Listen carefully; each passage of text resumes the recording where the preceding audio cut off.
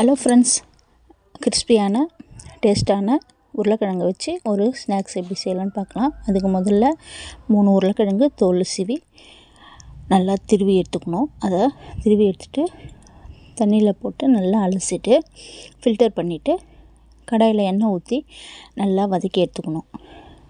நல்லா வதங்கணும். வதங்கும் போது அது நல்லா வெந்து வந்துடும்.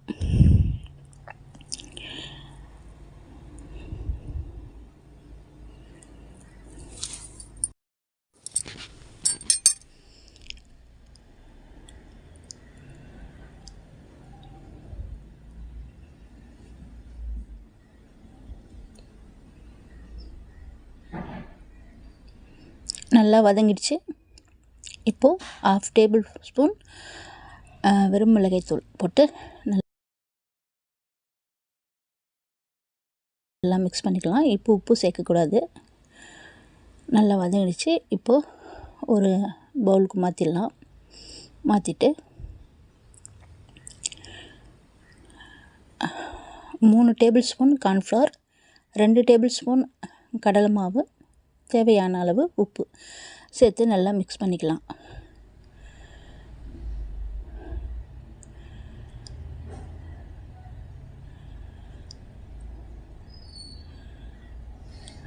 மிக்ஸ் பண்ணிவிட்டு சின்ன சின்ன உருண்டைகளாக பிடிச்சிட்டு நம்மளுக்கு எந்த ஷேப் தேவையோ அந்த ஷேப்புக்கு நம்ம செஞ்சு எடுத்துக்கலாம். செஞ்சு எடுத்துகிட்டு எண்ணெயில் பொரித்து எடுத்துக்க வேண்டியது தான். அவ்வளோதான்.